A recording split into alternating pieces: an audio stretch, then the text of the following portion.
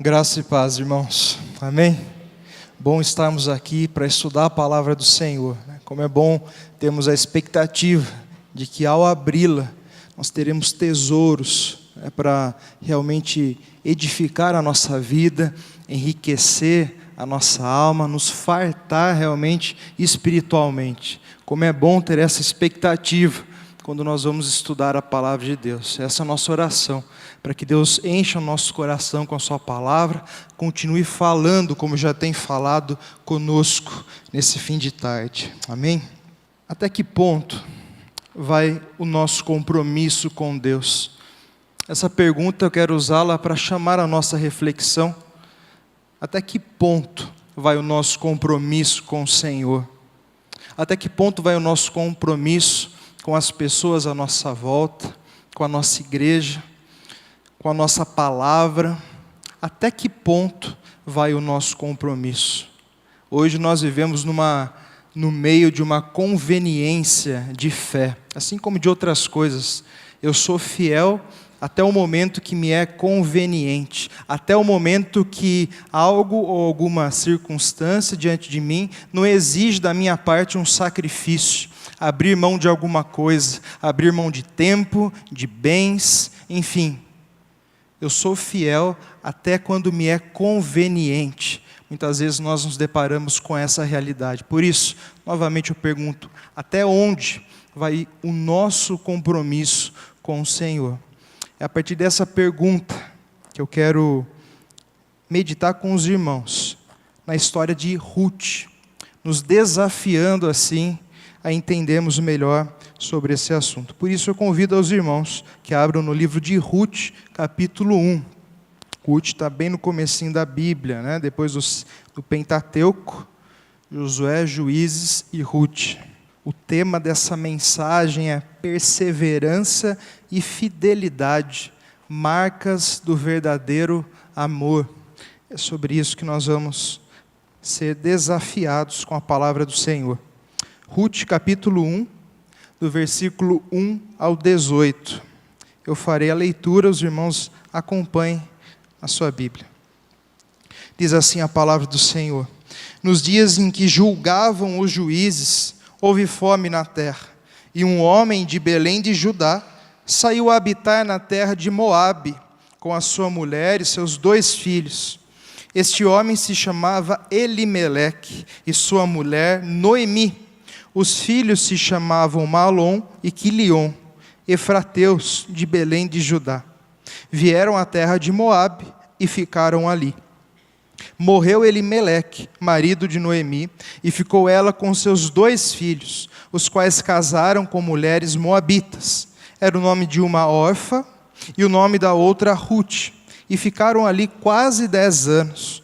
Morreram também Malom e Quilion, ficando assim a mulher desamparada de seus 2 filhos e de seu marido. Então se dispôs ela com as suas noras e voltou da terra de Moabe, porquanto nesta ouviu que o Senhor se lembrara do seu povo, dando-lhe pão. Saiu, pois, ela com suas 2 noras do lugar onde estiver, e, indo elas caminhando de volta para a terra de Judá, disse-lhes Noemi: Ide, voltai cada uma à casa da sua mãe, e o Senhor use convosco de benevolência, como vós usastes com os que morreram e comigo. O Senhor vos dê que sejais felizes, cada uma em casa do seu marido. E beijou-as, elas, porém, choraram em alta voz.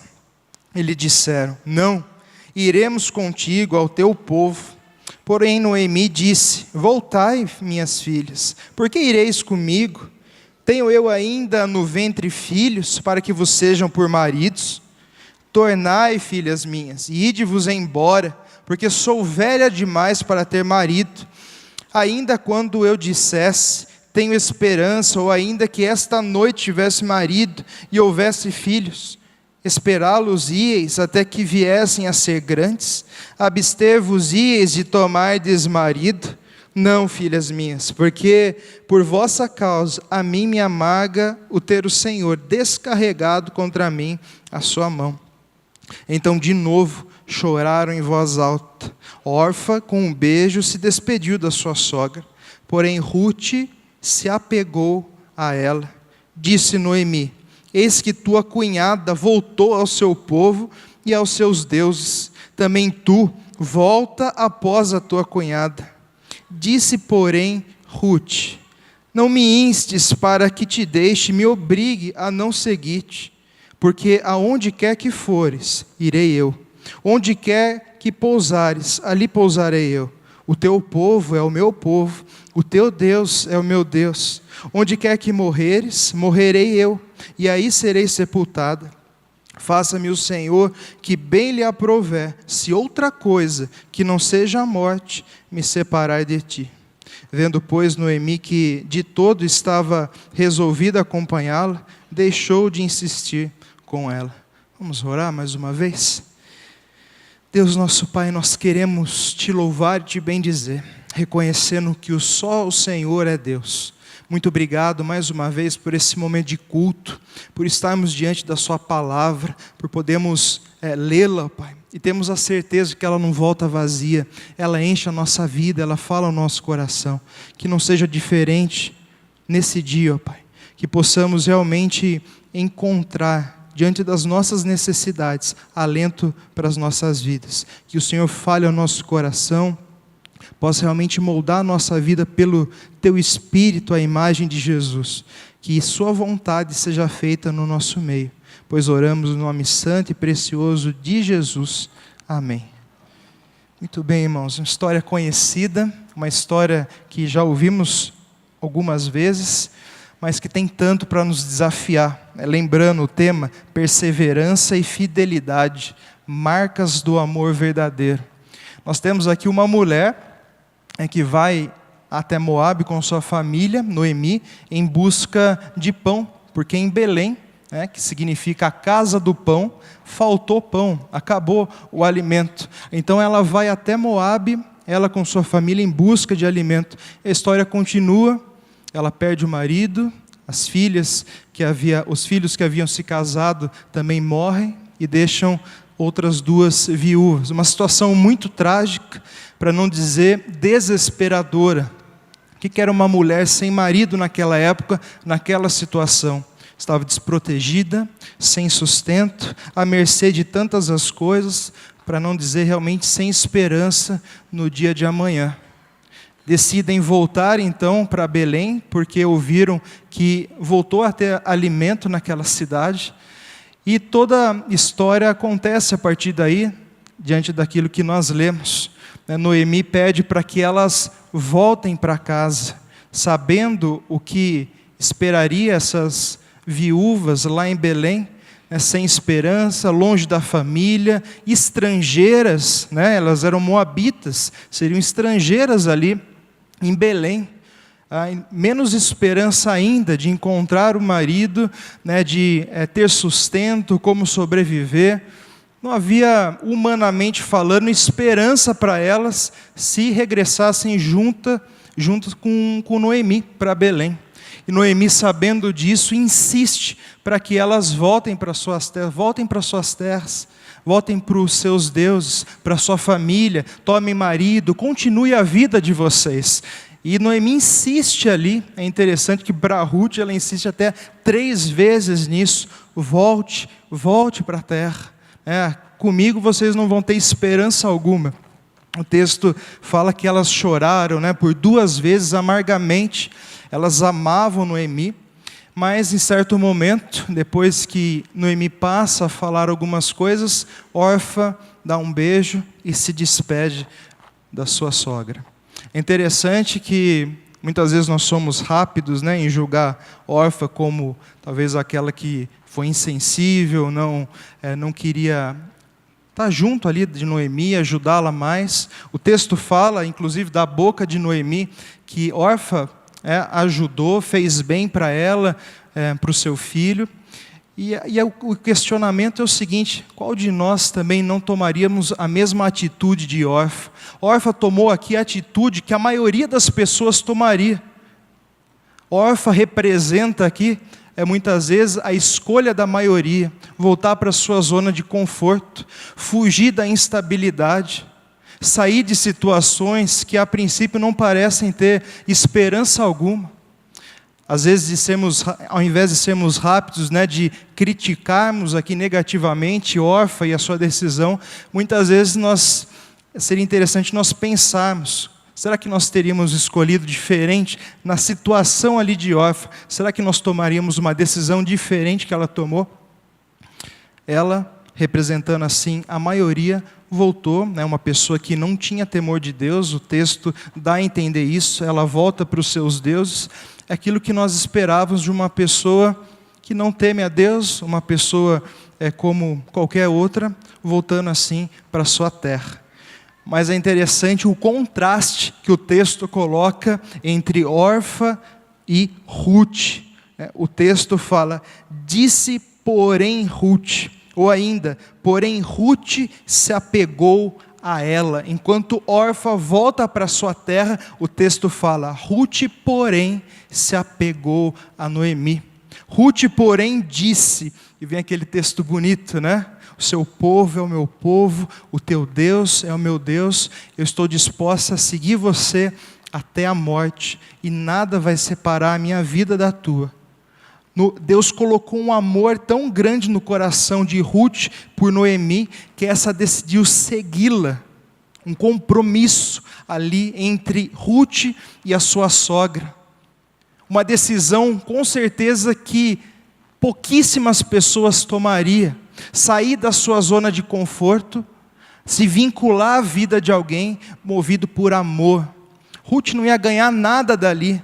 Pelo contrário, como nós já falamos, sem marido ela estava desprotegida, sem sustento, era estrangeira indo para Belém, não havia esperança alguma. O que motivou essa moça, Ruth, a se apegar à vida de Noemi? Nós sabemos o seu amor, o seu compromisso, a sua fé em Deus, diferente de Orfa.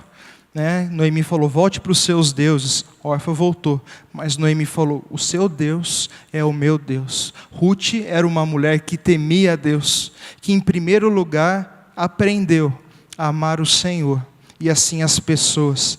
Claramente nós vemos um contraste entre Orfa e Ruth no texto. Ruth recusou por 3 vezes o pedido de Noemi, mesmo cheio de interrogações, mesmo sendo um caminho de dúvidas, dela não saber aquilo que ela poderia acontecer na vida dela, ela decide seguir Noemi até Belém. Seu compromisso envolve sua palavra e sua disposição de até mesmo morrer por essa causa. Ruth pulou pela fé barreiras que estavam na sua vida, barreiras que, humanamente falando, seria impossível de passar sobre elas. Dificuldades, lutas, interrogações que certamente assustariam muitos de nós. Mas Ruth, movida por fé e por um amor leal, seguiu nessa caminhada, apegou a sua sogra e decidiu não abandoná-la. Imagine uma senhora voltando para Belém, sozinha, desamparada. Certamente Noemi pensou em todas essas coisas e ela decidiu permanecer com sua sogra, cuidando dela, amando ela e zelando por sua vida. Nós temos um grande exemplo de fé e de amor por parte de Ruth. Nós sabemos como a história continua. Chegando em Belém, para ter o que comer, era de costume que uma das coisas que eram feitas, as pessoas, principalmente as mulheres, saíam atrás daqueles que colhem as plantações, no caso era a colheita da cevada, e Ruth se dispõe a isso. Noemi fala que havia um parente chegado ali de Elimeleque, que era Boaz, que tinha terras ali. Então Noemi manda a Ruth naqueles campos para ir colhendo aquilo que caía, daqueles segadores, daqueles que pegavam a cevada, aquilo que ia caindo no caminho. Ruth, então, para não desperdiçar, ia pegando. E é interessante notar que no meio dessa narrativa, no momento em que Boaz chega ali diante dos seus servos, ele cumprimenta os seus servos, ele percebe aquela moça ali, percebe que é um rosto diferente, pergunta ali quem é aquela moça, as pessoas falam a respeito de Ruth, resumidamente um pouco da sua vida, e é interessante que Boaz favorece essa moça, fala, olha, você pode ir atrás, fique na minha terra, não vá para outras terras, para você não pode correr perigo, né, saindo para outras terras, era comum até os homens abusarem das mulheres, então fique aqui para você estar mais segura, fique na minha terra, e ele falou, olha, se tiver sede, vem aqui, beba água junto com os meus servos, e Ruth vendo tudo aquilo, ela fica maravilhada, ela fala, como você, como eu sendo estrangeira, ainda sou favorecida por você dessa forma. Ruth fica extremamente constrangida e assustada, como você me favorece dessa forma. E olha só que interessante, que Boaz fala lá em Ruth 2, versículo 11 e 12, respondeu Boaz e lhe disse, bem me contaram tudo quando fizeste a tua sogra, depois da morte do seu marido, e como deixaste a teu pai, a tua mãe e a terra onde nasceste, e vieste para um povo que dantes não conhecias.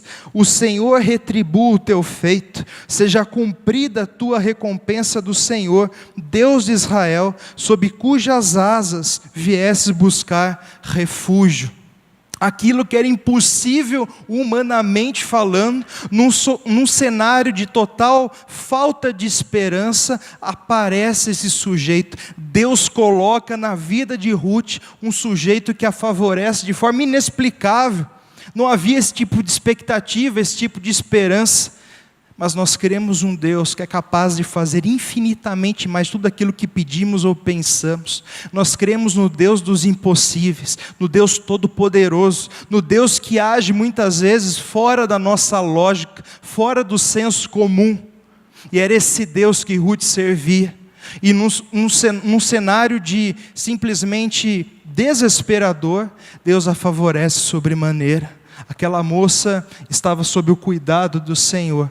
A sua fé e seu amor não passaram desapercebidos aos olhos de Deus. O seu compromisso com a sua sogra, o seu vínculo de amor a Deus e ao seu próximo, realmente estavam sendo recompensados pelo Senhor. O texto vai e continua, a história diz que Boaz era um dos resgatadores, o resgatador era alguém que suscitava descendência para um parente morto, no caso, para uma mulher que perdeu o seu marido, então era comum que a pessoa mais próxima do seu marido servisse de resgatador, para que o nome do marido não fosse apagado de sobre a terra, isso era muito importante para o povo, e Boaz era um dos resgatadores de Elimeleque, e no caso de Malom, que era seu filho. Só que Boaz, em todo um contexto onde ele está conversando ali com Ruth, esclarecendo isso para ela, ela diz, só que antes de mim há um outro resgatador, alguém mais próximo ainda do que eu, de Elimeleque. Então a prioridade é dele, se ele quiser resgatar, assim será feito, porém, se ele abrir mão do seu compromisso e dever de resgatá-la, eu o farei. Então aparece em Ruth 4, eu quero ler esse texto com os irmãos, abra ali, Ruth 4, do versículo 1 ao 10, narra então Boaz indo à porta da cidade para conversar com esse resgatador a respeito de Ruth e de Noemi. Olha só o que diz, Ruth 4, versículo 1 a 10, diz assim, Boaz subiu à porta da cidade e assentou-se ali. Eis que o resgatador de que Boaz havia falado ia passando. Então lhe disse, ó fulano, chega-te para aqui e assenta-te. Ele se virou e se sentou. Então Boaz tomou 10 homens dos anciãos da cidade e disse: assentai-vos aqui, e assentaram-se. Esse era o costume de se fazer negócios na cidade. Ia-se na porta da cidade, que era um lugar de muito trânsito de pessoas, tinha muitas testemunhas, chamava-se algumas testemunhas ainda mais perto, e ali eram feitas as negociações. Então dessa forma Boaz estava procedendo aqui. Disse ao resgatador: aquela parte da terra que foi de Elimeleque, nosso irmão, Noemi, que tornou da terra dos moabitas, a tem para venda. Resolvi, pois, informar-te disso e dizer-te: compra na presença destes que estão sentados aqui, e na do meu povo. Se queres resgatá-la, resgata, se não, declara-mo, para que eu saiba, pois outro não há senão tu que a resgate, e eu depois de ti. Respondeu ele: eu a resgatarei. Disse, porém, Boaz: no dia em que tomares a terra da mão de Noemi, também a tomará da mão de Rute, a moabita, já viúva, para suscitar o nome do esposo falecido sobre a herança dele. Então disse o resgatador: para mim não a poderei resgatar, para que não prejudique a minha. Redime tu que me cumpria resgatar, porque eu não poderei fazê-lo. Este era outrora o costume em Israel, quando há resgates e permutas. O que queria confirmar qualquer negócio, tirava o calçado e dava ao seu parceiro.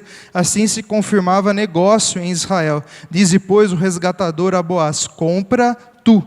E tirou o calçado. Então Boaz disse aos anciãos e a todo o povo: sois hoje testemunhas de que comprei da mão de Noemi tudo que pertencia a Elimeleque, a Quilion e a Malom. E também tomo por mulher Rute, a moabita, que foi esposa de Malom, para suscitar o nome deste sobre a herança, para que esse não seja exterminado entre os irmãos e da porta da sua cidade. Disso sois hoje testemunhas. Então, a transação ocorreu dessa forma. Perceba aqui também, da mesma forma que no capítulo 1 houve um contraste de Rute com Orfa, no capítulo 4 há um contraste entre Boaz e esse resgatador. Então é interessante como o escritor de Rute se dirige a esse sujeito, né? Na nossa Bíblia está traduzida como fulano, né? O termo ali é alguém, né? Então, dizer, o fulano ou alguém lá, né? Por que se dirige a ele dessa forma? É uma desonra, né? Retirar o seu nome, não citar o seu nome é uma forma de desonrar alguém na narrativa bíblica.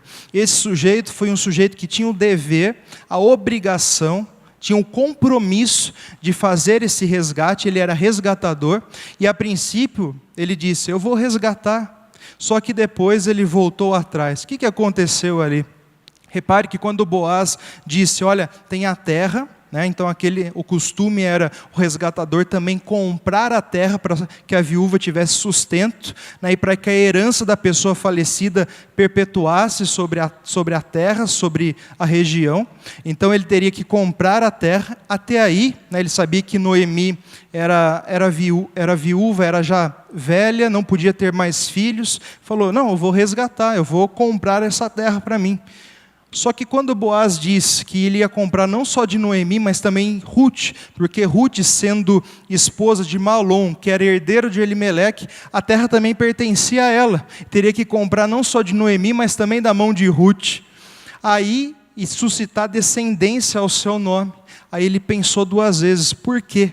Porque quando ele tivesse filho com Rute, o filho gerado também seria herdeiro, não só da terra comprada, mas também das suas próprias terras. Ia prejudicar, assim como o texto fala, a sua própria terra, a sua própria propriedade. E aqui ele volta atrás da sua palavra e diz: não, eu não vou resgatar.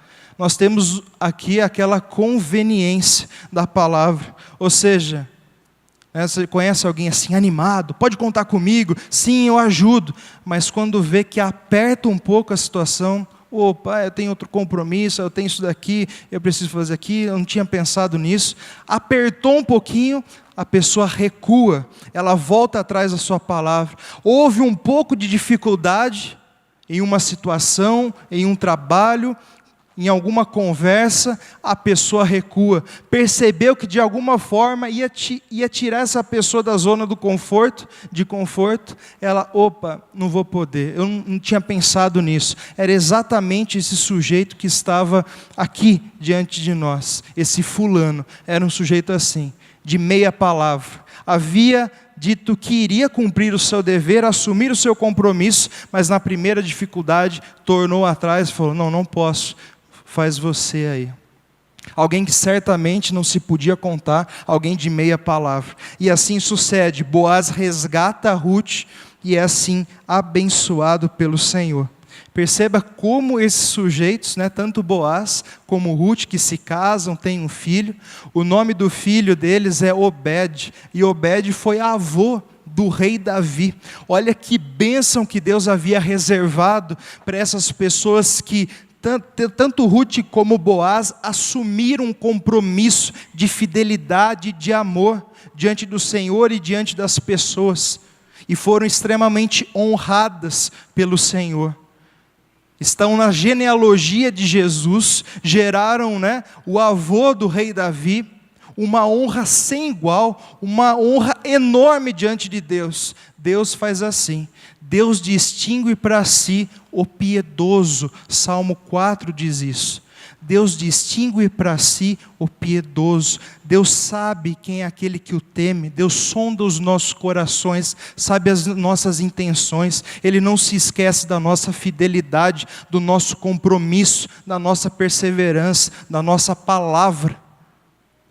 Nós podemos se esquecer, as pessoas podem se esquecer, mas Deus está atento e distingue para si, separa para si do meio de todos os outros aquele que é piedoso, para tratá-lo de forma diferente, para abençoá-lo de forma diferente. É assim que nosso Deus faz. Ele não vê a aparência, Ele vê o coração.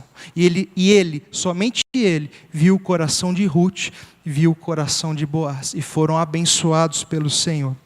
O que mais essa história pode nos ensinar? Quero destacar algumas coisas que nós podemos aprender com essa história para a nossa vida. O que fica claro aqui é a perseverança. Perseverança na palavra de Deus é sinônimo de fé, de maturidade cristã. Você quer ver um grande sinal de conversão na vida de alguém? É a perseverança. É dar tempo ao tempo, ver frutos na vida daquela pessoa. A perseverança é um dos maiores sinais de conversão e de maturidade na vida de uma pessoa. É dessa forma que a palavra de Deus trata. E isso nós vemos tanto na vida de Ruth como na de Boaz. Ruth em seguir totalmente a sua sogra, independente das circunstâncias. Eu estou com você até o fim, eu vou até o fim com você, e nada vai me separar de você, a não ser a morte. A ideia de perseverança, mesma coisa em Boaz, tinha um compromisso, e eu vou levá-lo a cabo, não importa o que eu tenha que perder por causa disso, eu tenho um compromisso diante de Deus, e eu vou levá-lo até as últimas consequências. Eu não volto atrás da minha palavra e do meu dever. Essa ideia de perseverança, de fé, de fidelidade, ela salta aos nossos olhos dessa história, e ela deve ser, essas qualidades, fidelidade e perseverança, devem ser marcas da nossa vida, porque são marcas do verdadeiro amor, do amor de Deus, que Ele derramou por nós na cruz. É interessante que uma das maiores cobranças da palavra de Deus é principalmente sobre pessoas que professaram a fé no Senhor Jesus e voltaram atrás da sua palavra. Você não vê tanta dureza na Bíblia em nenhum outro assunto como nesse assunto. Ela é dura com pessoas que se comprometeram com Deus, que assumiram compromisso com Deus, que conheceram a Deus, ouviram da palavra de Deus e recuaram, se afastaram do seu compromisso com Deus, da fidelidade. Veio as circunstâncias adversas, veio as situações difíceis, apertou um pouco as coisas e a pessoa recua, abre mão da sua fé. Era um compromisso de conveniência. Eu amo a Deus, eu amo a minha igreja, eu amo as pessoas, até o momento que isso faz bem para mim. Quando começa a me prejudicar um pouco, eu descarto tudo isso, e nós somos rápidos em fazer isso, a descartar pessoas da nossa vida, a descartar a nossa igreja da nossa vida, para não dizer Deus da nossa vida.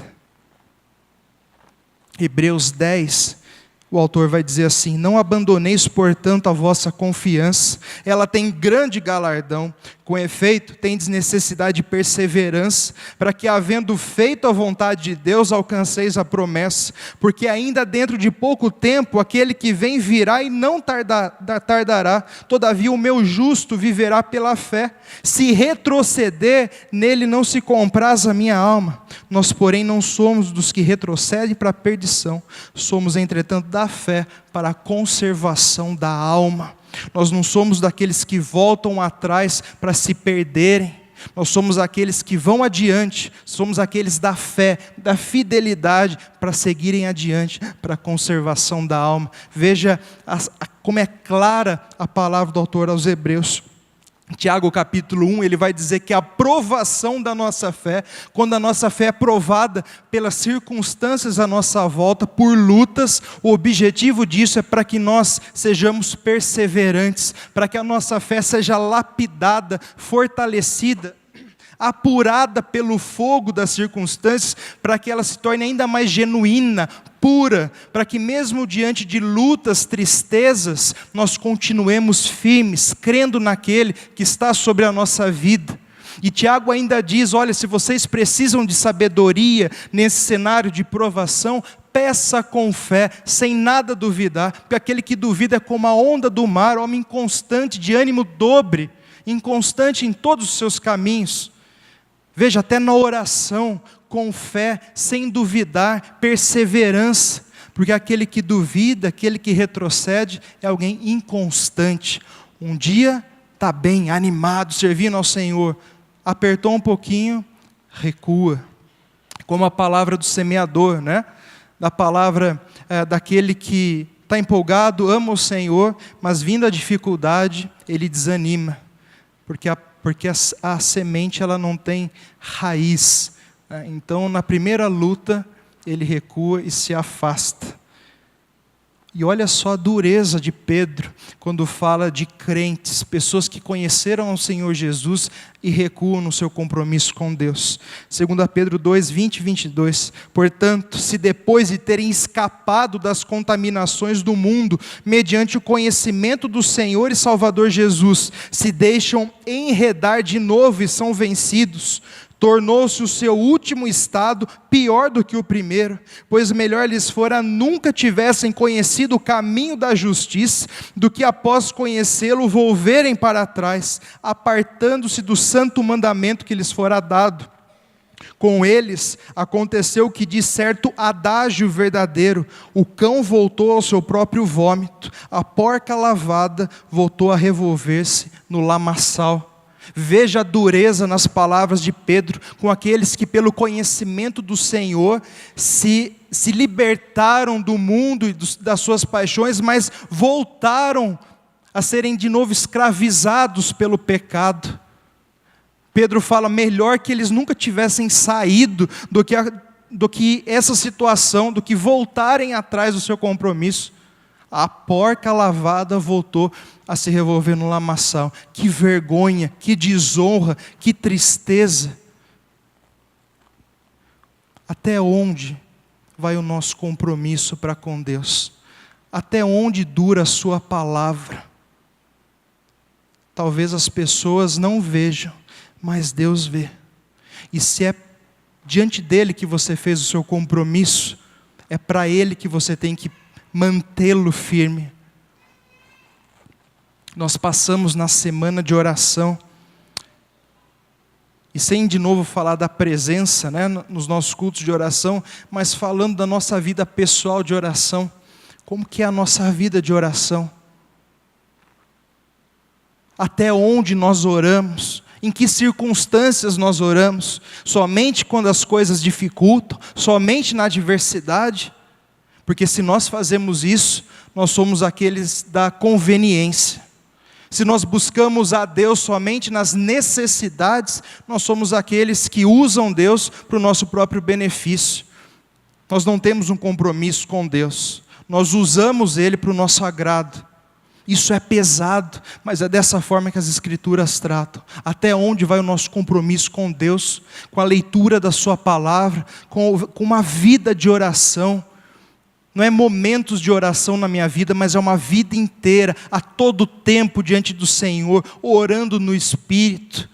Quando eu busco o Senhor na sua palavra, só quando eu preciso de uma resposta, ou eu busco a sua palavra para me ser fortalecido, porque eu amo o Senhor, para ser forte nas tentações, para viver para o seu inteiro agrado. Qual a motivação do meu coração em buscar a Deus? Somente por conveniência, quando me é bom, ou em todos os momentos? Não é à toa que Paulo, quando fala aos Efésios, no capítulo 6, ele diz: tomai toda a armadura de Deus, para poder vencer no dia mau, e depois de terem vencido tudo, permaneceis ainda inabalável. A armadura de Deus é tanto para o dia mau, como no dia da vitória, porque nesse dia que nós estamos bem, no dia da vitória, nós baixamos a nossa guarda, e muitas vezes está no nosso coração, nós não precisamos do Senhor. Por isso, uma vida reta diante do Senhor busca a Deus a todo tempo, nas lutas, mas também nas vitórias, porque reconhece que tudo que nós temos, todas as nossas conquistas, vem dEle e é para a glória dEle. Como que é a sua vida para com as pessoas, para com a sua igreja? Pensa, quando nós falamos de igreja, nós estamos falando na verdade de pessoas. Qual é o seu compromisso com a sua igreja local? Qual é o seu compromisso? Se você é membro da nossa igreja, você assumiu um compromisso público, mas não só diante das pessoas através da profissão de fé, mas do Senhor, um compromisso de fidelidade, de zelo e de amor pela sua igreja. E quando nós falamos igreja, nós estamos falando de pessoas, pessoas que investem na sua vida, pessoas que te abraçaram, pessoas que investiram tempo em você, pessoas que cuidam de você, que te amam. Qual é o seu compromisso com essas pessoas? Qual é o seu compromisso com a igreja a qual você pertence? É um compromisso de conveniência? É um compromisso de que eu vou buscar, eu vou ir lá, eu vou ser zeloso até o momento que isso tem algum retorno para mim? Qual é o seu compromisso com as coisas que estão diante de você? Interessante que Isaías vai dizer no capítulo 1 também, muito duro com um povo religioso que professava o nome de Deus, mas novamente com o coração distante do Senhor. Isaías vai dizer: pelo que quando estendeis a mão, escondo de vós os olhos. Sim, quando multiplicai as vossas orações, não as ouço, porque as vossas mãos estão cheias de sangue. Lavai-vos, purificai-vos, tirai a maldade dos vossos atos de diante dos meus olhos, cessai de fazer o mal. Era um povo inconstante, era um povo que buscava a Deus por fora, mas seu coração estava longe do Senhor, porque não tinham um compromisso com Deus. Usavam Deus para o seu bem querer, mas não tinham um compromisso sólido com o Senhor. Interessante olhar na vida de Paulo também. Paulo era alguém que amava as igrejas. Paulo amava as pessoas, tinha um vínculo, um compromisso realmente incondicional com a vida dessas pessoas a quem ele chamava de filhos. Vocês são meus filhos espirituais, porque eu gerei vocês na pessoa de Jesus. E uma igreja que foi muito dura com o apóstolo Paulo foi Corinto. Paulo é uma igreja cheia de problemas, uma igreja que chegou a brigar muito com Paulo no sentido de acusá-lo, de ofendê-lo. E na sua segunda carta, que ele se dirige a essa igreja, ele diz: eis que pela terceira vez estou pronto a ir ter convosco, e não vos serei pesado, porque eu não procuro os vossos bens, mas procuro a vocês. Não devem os filhos entesourar para os pais, mas os pais para os filhos. Ele fala: de bom grado me gastarei, e me deixarei gastar em benefício da vossa alma. Era alguém que não desvinculava das vidas de pessoas só porque os seus desejos não eram satisfeitos. Era alguém que mesmo diante de indignação, frustração, traição, abandono por parte das pessoas, ele não desapegava da vida dessas pessoas. Pela terceira vez estou pronto a ir ter convosco, para dar para vocês, não para receber coisa alguma, mas para investir na vida de vocês, para me desgastar, para que vocês se enriqueçam espiritualmente. Qual que é o nosso compromisso com as pessoas, com a nossa família? Talvez você tenha parentes que você nunca mais fala, pessoas da sua família, próximos de você. Talvez você está cansado de tanto tentar resolver, e talvez você pense, não tem mais jeito, e seu compromisso foi por água abaixo. Talvez hoje seja o dia, talvez hoje Deus está desafiando você à perseverança, à fidelidade, sabendo que Deus nunca desiste de nós, e a cruz é a maior prova disso. De que Deus sempre acredita nos nossos recomeços, Deus nunca desiste de nós, há sempre socorro e graça diante da cruz, e Deus nos ama e nada pode mudar esse amor. Se você se reconhece como uma pessoa inconstante, uma pessoa que nesse compromisso com Deus e com as pessoas tem deixado a desejar, na cruz você pode achar graça e socorro para essa ocasião. O autor aos Hebreus, no capítulo 12, vai encorajar os seus leitores, dizendo, corramos com perseverança a carreira que nos está proposta. De que forma? Olhando para o autor e consumador da nossa fé, o Senhor Jesus, considerando atentamente aquele que suportou tamanha vergonha e oposição dos pecadores, para que vocês não venham a se fatigar e desmaiar na vossa alma. Você está cansado, a sua força acabou. Se você olhar para Cristo, você vai continuar seguindo em frente. É só olhando para Cristo que você pode levar o seu compromisso até ao seu termo. Se você tirar os olhos do Senhor Jesus, você vai se cansar. Você vai parar no meio do caminho, você vai desmaiar na sua caminhada. Para você seguir voando como águia, correndo com perseverança. O Evangelho tem que estar diante dos seus olhos todos os dias. O exemplo de Cristo, que sendo Deus se fez homem, suportou tamanha oposição dos pecadores, para amá-los, para favorecê-los, o justo no lugar dos injustos. Qual é o seu compromisso para com Deus? Se realmente você não conhece a Jesus, a caminhada da perseverança, ela é impossível para você. Só é possível ser perseverante nas situações adversas, se você tiver o Salvador do seu lado, se você é resgatado por Jesus, se você tem a sua alma e a consciência lavada pelo sangue de Cristo. Talvez seja hoje, à noite, o tempo para você tomar uma decisão de entregar a sua vida ao Senhor Jesus, mas também talvez você de se arrepender, porque essa é a solução para aquele que é inconstante, para aquele que para no meio do caminho. Se arrependam, chorem, lamentem, reconheçam onde você tem errado, confesse seu pecado ao Senhor.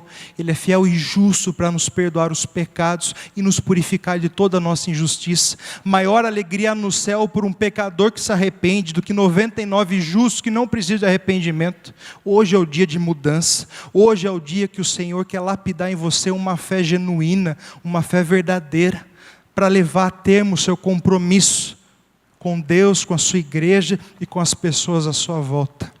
Que Deus nos ajude a termos essas duas marcas do amor verdadeiro de Jesus no nosso coração: perseverança e fidelidade, para a glória do nosso Pai. Amém?